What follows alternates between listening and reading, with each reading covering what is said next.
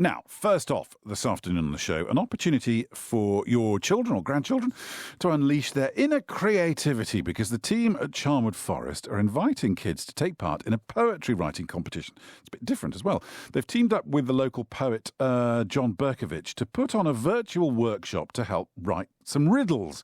Susan Kilby is the Heritage Education Officer at Charnwood Forest and joins us now. Susan, hi. Hi, Ben.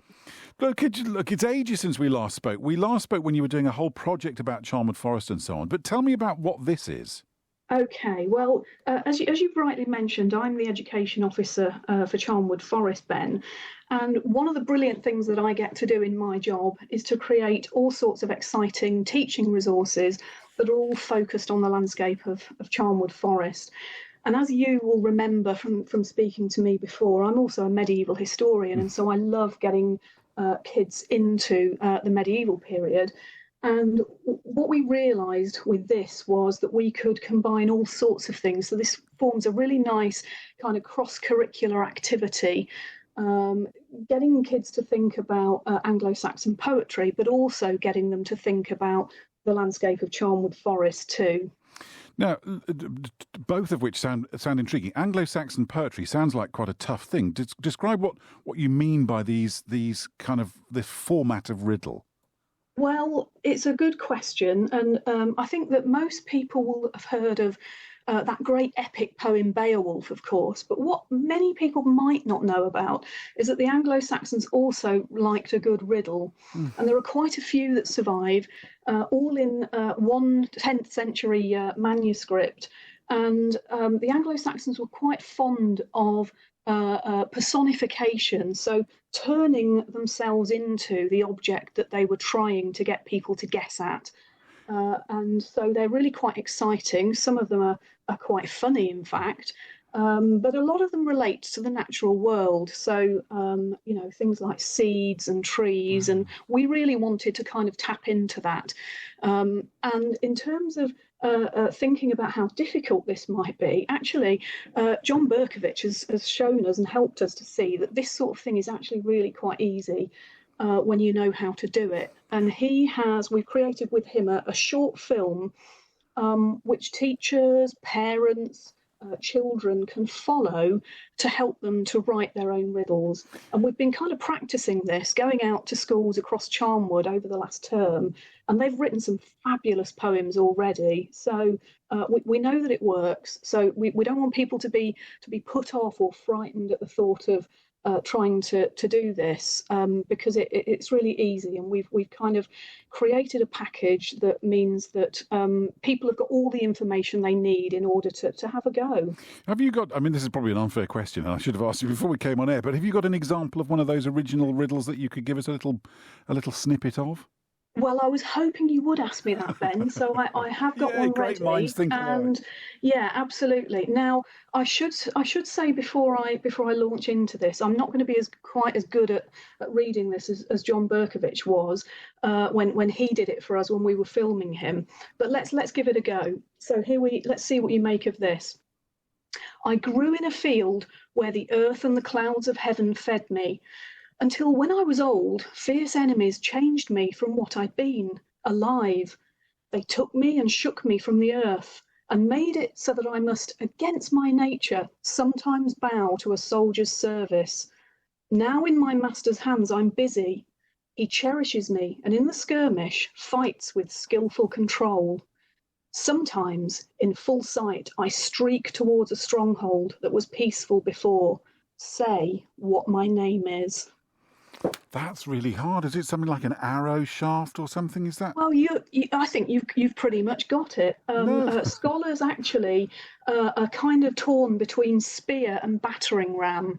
And don't forget, these are meant to be difficult. You're not meant to be able to guess them really, really easily. So, making it difficult is part of the kind of process of writing that. But obviously, you needn't have worried about guessing it, because you're kind of spot on, Ben. I'm positively an Anglo-Saxon. Hark at me. You are, absolutely. Susan, the amazing thing is that what I love is that you've brought that up to date, and that kids now can do it. And I can absolutely, now you've read that, I totally understand why you'd be using that, because children often think in very literal ways, don't they? So to be able to describe and put themselves in the sort of mind of a thing is incredible. Yes, it is. It is. And I think that when you get to Key Stage 2 particularly, these are the kinds of concepts that children are being taught when they're doing their English lessons. So they're quite comfortable with things like personification, simile, metaphor, all of those sorts of things that are useful tools when you're writing your riddles. Now, you say you've put together some packs, presumably for the teachers in all the schools in Charnwood. Is this only for Charnwood, or can schools further afield in the county take part too? Anyone can enter, absolutely. I guess the only sort of rule, as it were, is that the subject must be something that relates to Charnwood Forest. So, but it doesn't matter whether you're in Charnwood or not. We're happy to accept entries from everywhere. It sounds lovely. So, how long the competition going on for? Well, it's on now, and it runs for the whole term. So we close it on the 26th of May, which is the Leicestershire term. Honestly, what a fantastic thing to be involved with. If somebody's listening to this and their kids are at school and love a bit of history, love a bit of English and so on, what would they do? Get their teachers to contact you? Is there somewhere online that people can go to? Yes, we've got everything online. I mean, people can contact me, but the easiest way to do it is just to go to our little online space, and that is bit.ly/riddle info.